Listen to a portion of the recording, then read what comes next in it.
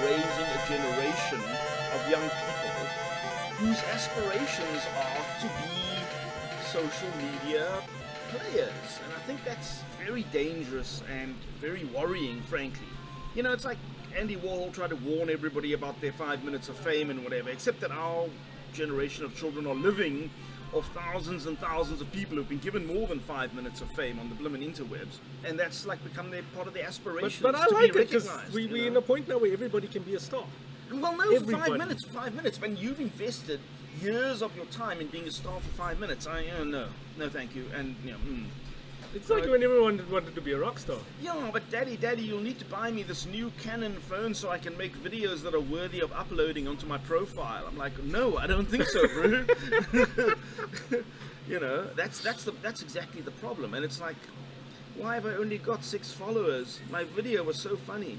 Yeah, that's the problem. I have that problem on my YouTube channel actually, where it's like you spend weeks, months researching this topic, Labors and of then love, like 5 man. people watch it. Labors And, of love. Anywho, that's a great way to I'm segue into quite the 70th, embittered. 70 episodes Damn. of the Overclocked podcast, the ongoing first season. Can I just say, we got game. I mean, anybody who makes 70 episodes, we got game. Soon, maybe we'll even get game.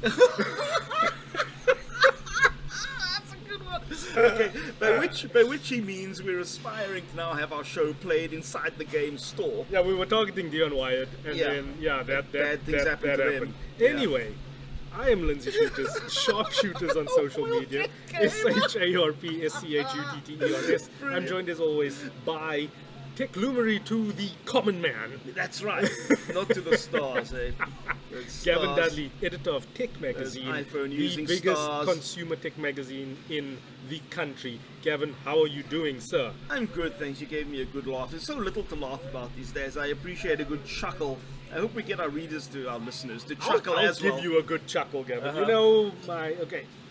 So, if you listen to the show, you understand I have a certain stance on a certain major Chinese smartphone manufacturer Right, okay. named Huawei. I've developed this stance over the last probably 6 months. But it is now softening because in the media, Huawei and TomTom have come out both publicly and said, we have an agreement. TomTom will be supplying maps to Huawei with their ongoing crusade to break away from Google. Yes, so I my mean- thinking is this. When you have a decent mapping solution, Which TomTom certainly is. yes, Yeah. because they supply maps to Apple outside of the US. I love TomTom's solutions. They've been a bit squashed in South Africa, but their mapping data is superb. Yeah. Yes, yes. And if Huawei can somehow get everybody to trust their own servers and have their own little chat app, you know, like BBM used to happen like Yes. back in the day when everyone had Blackberries. That's BlackBerry Messenger for those who have no idea what BBM is. Okay, it was a big deal. Yeah. Yeah, and then they already have the install base of like thousands and millions of Yeah. South Africans have Huawei phones. I'm just thinking of South Africa at this point. Okay. And then, so they have a chat app that everyone within Huawei can, in the ecosystem, can use, like not cross-platform, but for Huawei people only. Then everyone still uses WeChat to like talk with everybody else. And then maybe push like their own sort of music situation. Right. And a media content sort of situation as well. And they already have their own health app. Maybe have their own podcast app. Right? Yeah. And they already And have then, their own health like, app, which is stop quite trying substantial. to play the Android game Right. and just try to play Create the your Huawei own game. Yeah, create your own. That is different. stuff. But you know, Samsung has tried that, and it hasn't been wildly successful Yeah. for them. But they didn't have the install base at the time. You so don't Huawei think? have the install base. I think you're talking about China primarily. Yes. I mean, it's the worldwide. Samsung has got the installed base. Yeah, but now they do. Then they didn't. Because Yeah, then, like, okay. remember Motorola was still a big player. Yeah, okay, HTC was okay. still a big player at that Alright. stage. There was a lot more to choose from. Nowadays, Right. it's the shake-up has happened. So I think that this is a step in the right direction for Huawei. So Huawei And I'm basically does an Apple Play. Yeah. Let's create all our own apps that talk to our own phones with our own people. Yeah. Yeah, okay. And I think this is Tricky. what they tried to do with the Huawei developer conference that happened the end of last year. Yes. Where they tried to Yes. woo all sorts of developers to there are develop for now their platform. billions of dollars being made available for people to develop Yeah. apps specifically for the Huawei platform. And Yeah. I never saw it before because they were too obsessed with trying to replicate or stay in Google's good books or try and revive the sort of No, thing. I saw But them think making a break the whole time. if That's they what I if they saw. break away entirely and they do it smartly, and they make it available to the current user base that they have now, and it's really good, high quality products that don't have any glitches, thoughtfully designed. I think there's a future for them. I might not be part of that future. I wasn't on the BBM trail. I've never owned BlackBerry myself. Damn. Oh, I love my Blackberries. Jeez, I must have had 7 or 8 different Blackberries over the years. Oh, Yeah, I went from Motorola's feature phones into Motorola smartphones. Okay. Yeah, and then I started playing around with HTC a little bit. And Right. yeah. So this is for all those people who remember living inside the BlackBerry ecosystem and so on. Okay, 2 things that bother me here. The main thing that bothers me is this works for Apple because it has an installed base in many countries, like European countries and in America, of like 40%, 50% of all the phones in those countries is Apple. Yeah. So it allows you to have massive numbers on your side. Huawei, outside of China, it's only really 10, 12, 15% outside of China because it's competing with Samsung and Apple and everyone else. So it doesn't have quite as big an install base. And then the other thing that's worrying me is I remember when Samsung launched a chat app called Chat On. Yes. It was a fantastic app. It ran on any phone, but it was created by Samsung. Yeah. So it shipped on all the Samsung phones, but it could chat to any other phone, unlike BBM. Actually, no, at one stage BBM could run on other phones as well, I think. Much later. Yeah, much later. After Okay, but the chat app would run on all other phones, including Apple. Apple's chat business only runs on iPhones, Yes. but Samsung came up with a chat app long before WhatsApp that ran on all other phones as well, and it did not succeed, and I do not understand why. It was a great app. They had a massive installed base they could use to drive the popularity of the app, and it was available for all other phones. Why did it not succeed? I don't know. So that just makes me a little wary of Huawei going it on its own, but I wouldn't mind seeing it try. Yeah. Anyway, that was some promising stuff for me. Coming from that side, I'm softening my position. Then on to Liquid Telecom. Yeah, so Liquid Telecom, one of my favorite companies, really. They are relatively unknown. For those who remember a company called Neotel, Neotel was the second network operator that was launched to compete directly with Telkom. But for various reasons, it was never really given enough leverage to truly compete with Telkom. So it struggled and it suffered this and that.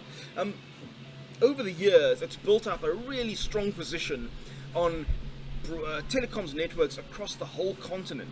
So it's one of the only networks, I believe, that has a continuous connection from east to west in Africa and from Cape Town to Cairo, for example. Continuous connection on their network the whole way. They've developed hugely successful networks all over the place, and in particular in South Africa. And turns out they also have the specific piece of radio wave spectrum that will be quite effective for 5G, and as a result, they are in a position to build a 5G network immediately. And that means that companies like Vodacom, who don't have all the necessary pieces in place for a 5G network, can partner with someone like Liquid Telecom and have a 5G network up immediately, and that looks like it's about to happen. So they have a partnership with Vodacom, but what Liquid Telecom has said is that it's open to working with any of the other network operators. They have the 3.5 gigahertz piece of radio wave spectrum, which is good for 5G, and they will be building a 5G network, they say, in the first quarter of this year.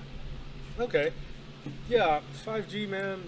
Yeah, no, I just don't need it right now, frankly. You know. Hey? I don't need it right now. You don't need a 5G No, lecture. You don't need a. No, I don't need to pay for the 5G handset whose battery is going to last 2 hours. Yeah. I don't have time to deal with the incompatible standards and then the upgrading to a different standard, and now your phone's on the wrong standard.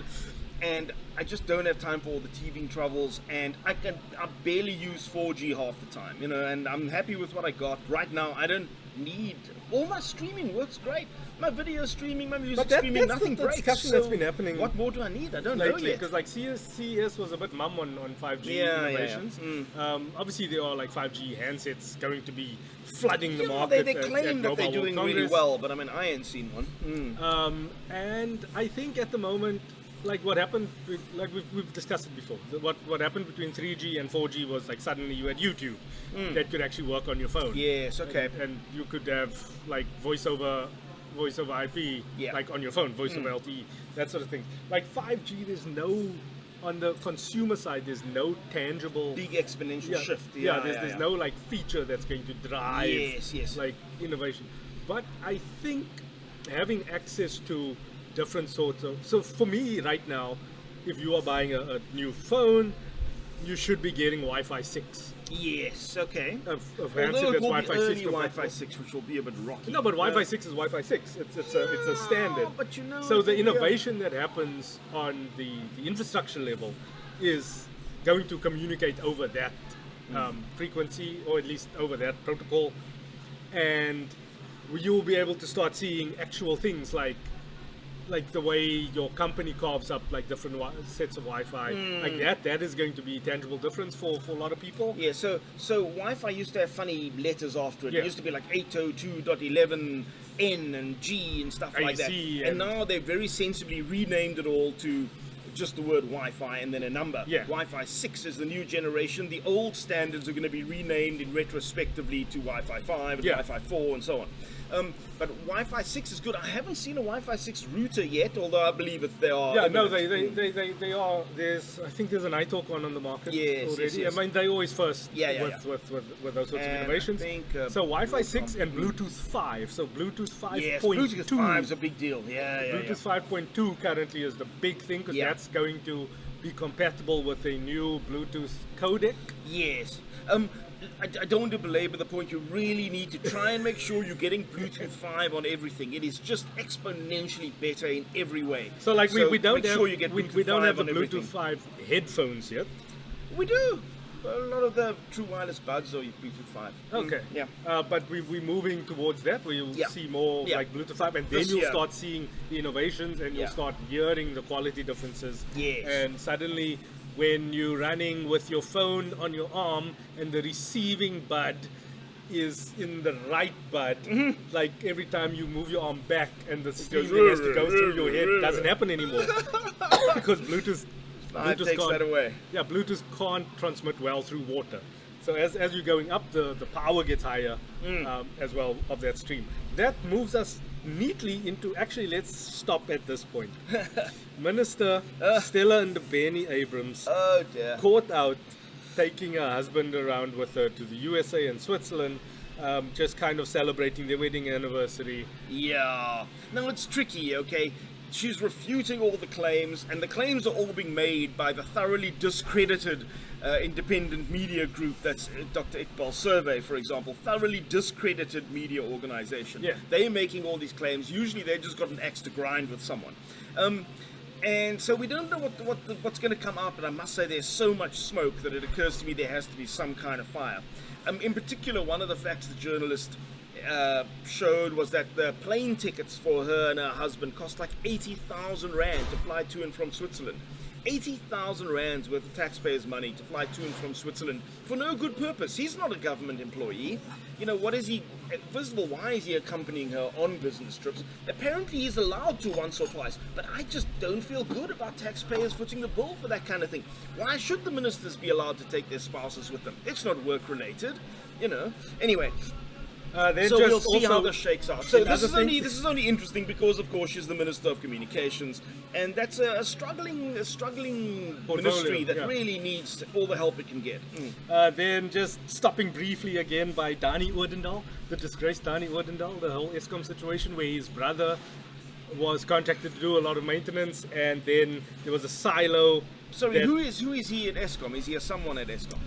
Senior manager. Okay. So he was found to be on the take. His brother's company, I think it's called Rula Bulk Materials Handling. They do a lot of maintenance. They won a lot of maintenance contracts to the tune of like 2 billion rand. that's been Yeah, of swung course, through of there. course. Then it turns out the silo that collapsed the other day, I think it was at Majuba. That maintenance work, the engineer was found to have not given through some crucial information, so they just let that silo collapse so that They can rebuild it. the emergency repair work Jeez. could be done by Mr. Odendaal's brother's Jeez. company. Also, yeah, it's crazy money that's Is happening. this coming out at the Zondo Commission? No, Where is this coming out? this just came out. Saturday Star Oh man, has been on the Dani Road sometimes thing. you just don't want to know, man. Jeez. Yeah. Okay. Well, I'm still of the belief that if we just trust in Gordon, there's a plan. okay. I hold believe on. there's a plan. Okay, all right. You mean with regards to ESCOM, or do you mean just in general with all the? regards to ESCOM, I Okay, think they're and doing the SA best that they and everything can. else. Okay. Yeah, I like the rate cut that the Reserve Bank did the other day on the repo Okay. rate. Ironically, not a move Tito Mboweni would have done. Yeah. I But must he's in say, support of it. I mean, in the same way as I supported Thabo Mbeki through his AIDS denialism because I thought he had an economic plan, and at the end of the Yeah. day, good economics is what restores the dignity Yes. of people to your country, and it cuts off your crime and all, just the economics of how to run your country. He was really good at that. Unfortunately, that wasn't good enough for the population who don't even blimmin' understand economics, from what I can tell. In the same way, I feel like I'm backing Tito Mboweni because he's taking the right fiscal position that's going to get us out of the trouble we're in. Populism, pandering to the masses, ANC rallies, this is not going to get us out of the Yeah. trouble we're in. Tito's going to get us out of the trouble we're in. Yeah. Yeah. Well, Okay. we live in hope, Kevin. We live in hope. Moving on, Gavin, you are sitting with a Vivo phone. I am. So Vivo is committed to putting high-res audio chips into 90% of. I don't think there's one in that phone that you have. Oh, correct. So they Haven't tested it. They committed to the headphone jack and they committed to the highest quality audio stream Okay. that you can listen to. So But- high-res audio is not just, it's not what it sounds like. It's a very specific standard that it results from music being sampled at higher than CD quality rates, for Yes. example. So it's extremely high quality, only possible because you don't have to now cram the stuff onto a disc that goes into a player and so on. It's just musical files, Yeah. so you can have them be extremely high quality. For example, a lot of streaming audio, Spotify and so on, don't really do high-res audio because it doesn't stream well. The files are too big. Yeah. But if you purchase music, you can purchase music online in high-res audio format. Typically your Pink Floyd and all sorts of music that's, produced at an extremely high level. Yeah. You want to listen to in high-res audio, classical music, for example. But not all phones can play it back, we're discovering. Yeah. And we're busy trying to figure out who can and who can't. So I think it's safe to say that all your phones at the top end of the market can all handle high-res audio perfectly well. No. Yeah, fill us in here. So firstly, iPhones. Yes. That's a no-no You know, for high-res audio. they've got their own weird standard, of course, Yeah. of pseudo high-res, but they can't just play common and garden high-res audio files. iPhones won't do it. Typical, right? LG are committed to Very committed, What is yeah. it called? Is it MQA? Yes. Okay. So it is called. I'm just pulling. So you get different standards now. So Apple has their lossless files. So you get like WAV files, which is the WAV. So those are completely lossless, uncompressed audio files. That FLAC. you get FLAC. FLAC is probably the most common because it does keep your file sizes down without damaging the audio content inside the file. Yeah. So MQA is the standard that you're currently looking at. So Universal Music has got behind the standard, which will give you like, what's it, 44.1 kilohertz. Yes, that's how the music is, Yeah, that's the is sound. captured Yeah. in digital form. So it's extremely high sampling rate. Yeah, so it's much better than 192K, which Yes. is considered to be high-res audio right now. Yes. So the moment a big publisher like Universal or Sony get behind a standard, that's when you start looking at it because they control so many artists. Yes. They have so many artists on the books. So those files are being released like Yes, that. in the high quality then you format. need to start looking at the streaming services that then, because I don't think we're at a point now where we should be purchasing like these super expensive, Yes. super heavyweight. I mean, except that currently is just about the only way to get high-res audio is to purchase the stuff outright. Yeah. Unfortunately. Yeah, well, Tidal supports MQA on their top tier now. So Tidal is a streaming service which is actually available in South Africa, even though it's very obscure and little known. It's owned by Jay-Z. I'm sure you all know Jay-Z, and it features Beyonce, Kanye West, and a whole lot of other top-tier artists who premiered their stuff on his Tidal service. And it specializes in high-quality audio streaming, much higher than all the other streaming services. Yeah, so it's Tidal and a Chinese one called Xiami. Xiami Music. Okay, never heard of. And then media players like Audivana. Well, Order of this Honor. is not to play the LG format or to play the Q. No, the MQA. Yeah, MQA. So MQA is just another one of these audio standards. Probably the most popular is FLAC, FLAC. Yeah. But the point here is that you need a certain amount of software on the phone and a certain amount of processing power to be able to unpack these audio files and play them. And not all phones can do it. I think most of the high-end phones can do it, and even some of the mid-range phones can do it. So And- there's this confusion around like Dolby audio. Like Dolby Atmos has been watered down Yeah, so much. yeah, I don't even know what the standard for Dolby Yeah. Atmos is anymore. Because Okay. like you get Dolby Atmos on like the cheap everything. phones. Yeah, And exactly. then you switch it on and it's like, really? Dolby Atmos was supposed to create three-dimensional sound, in particular with height added to the dimensions of how the sound was produced. Yeah, so it's supposed to recreate like what's up to 7.1. yes, because Yeah, it's up not to just 7.1 channel around audio. you; it's also above you, Yeah, which is the yeah, new. which is cool. Yes. So the new Sony Walkman, the ZX500 series Doesn't Walkman play player. cassettes for those who think Walkman Yeah, it's a play digital cassettes. audio player. Yes. That is also now. Like an iPod, effectively. It can play MQA files, and then LG is a big one. The Dragonfly. So it's all about the hardware that you can use as well. So Vivo is committed to the headphone jack. I don't think you'll see Vivos in the Yes. future So that the- don't have headphone jacks. You have to associate high-res audio directly with the headphone jack, Yeah. because as soon as you put the music out on Bluetooth, it again gets crumpled up and re-damaged all over again. There's almost no point in listening to high-res audio on Bluetooth, because you're taking this high-resolution source and reducing it to what Bluetooth can Yeah. carry, which is generally quite low. So you really want to be using a proper headphones and proper headphone jack with your high-res audio. Yeah. So at the moment, the only streaming service that you can get this on is Tidal, so that you'll have to pay for like the premium tier sort of thing on Tidal, and then That's tidal, like waves rolling in on the shore. Tidal. yeah, and then Spotify also has a They got a high-res. tier for that. I Yeah, didn't they even have know a that. hi-fi audio file, high resolution.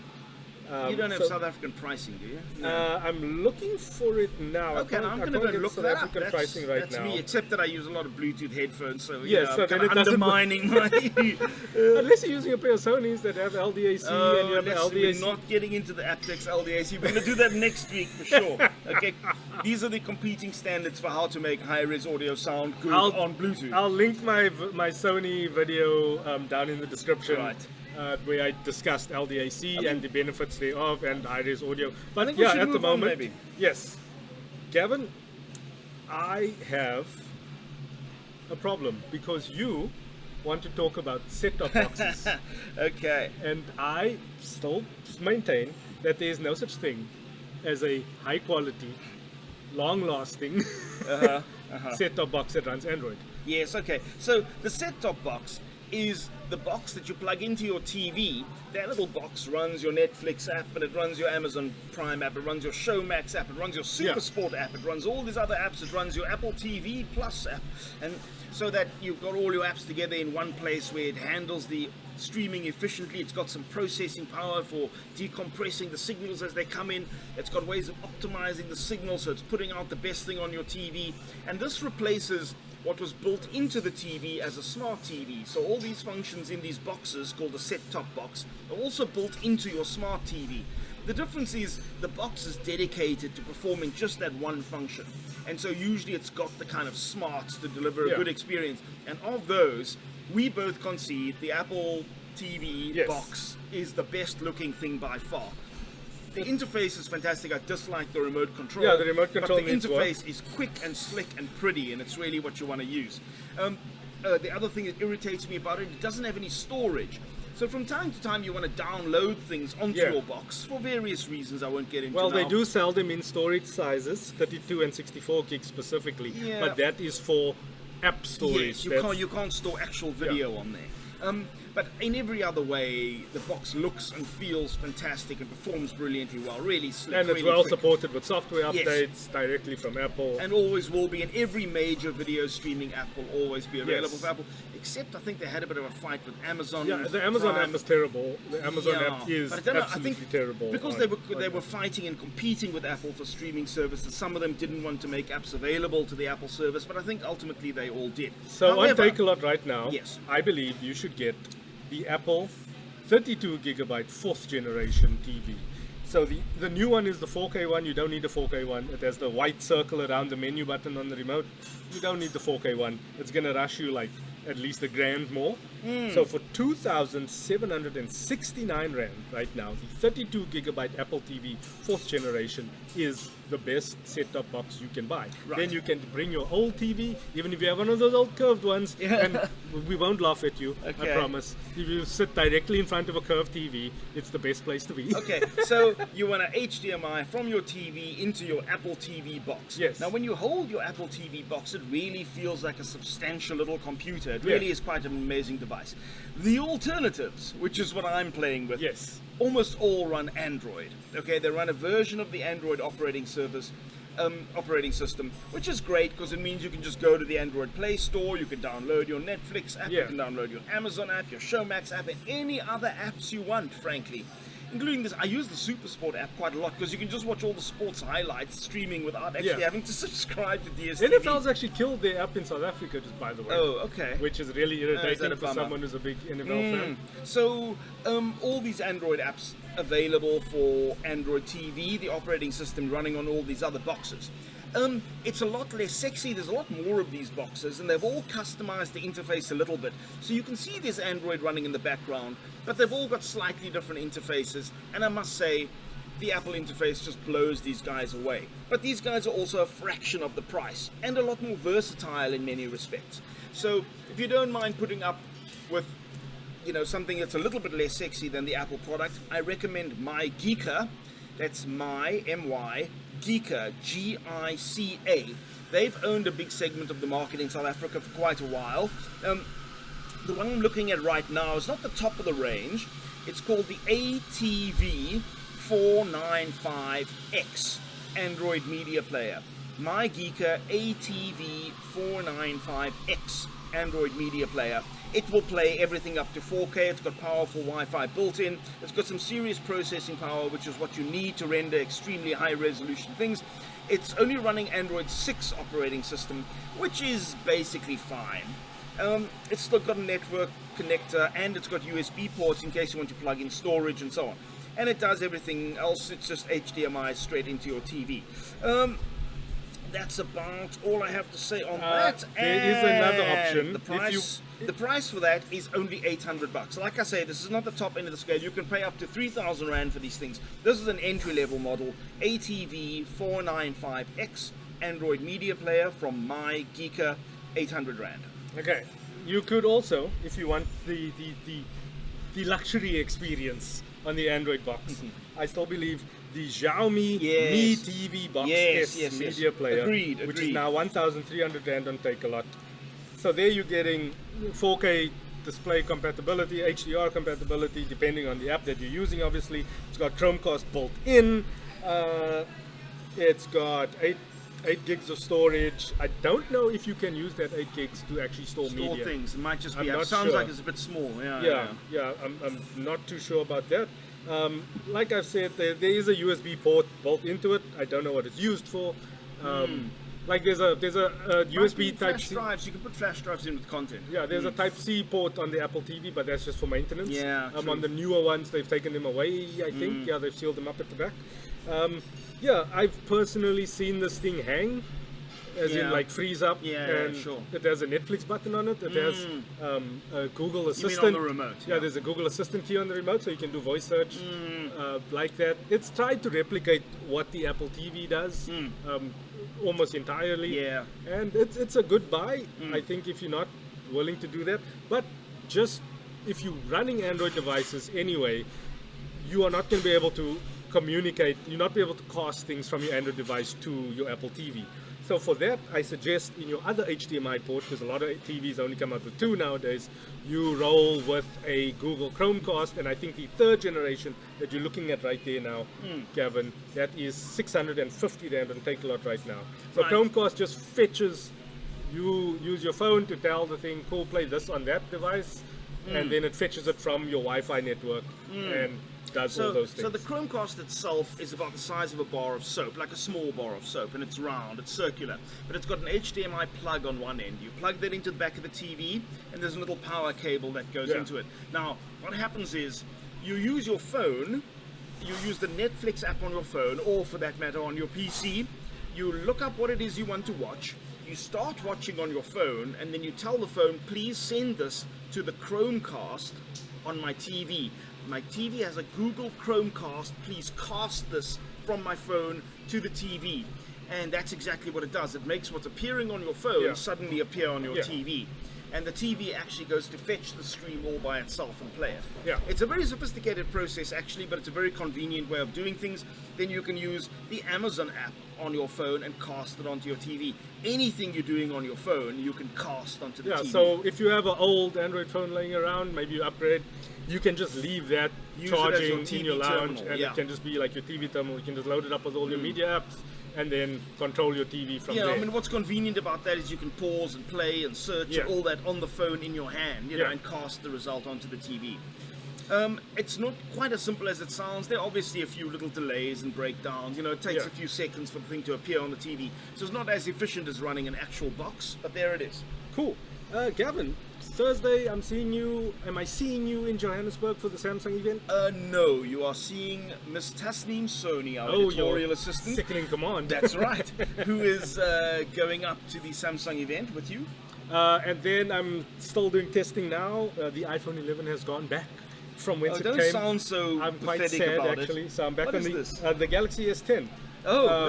You snuck it in, did we? Yes, I'm doing my full testing on Android 10 on the Galaxy S10. The devices that are launching on Thursday are also all running on Android 10 on One UI 2.0. Okay. So those videos will be going up. Then next week we are having a special guest on the podcast, a little interview that I'm doing with, and his name has just completely escaped my cranium. But he's the local representation for WeWork. Yes, Stafford Massey. Stafford Massey, but he's like an old campaigner. He's been with every single noteworthy tech company in the country, including Google.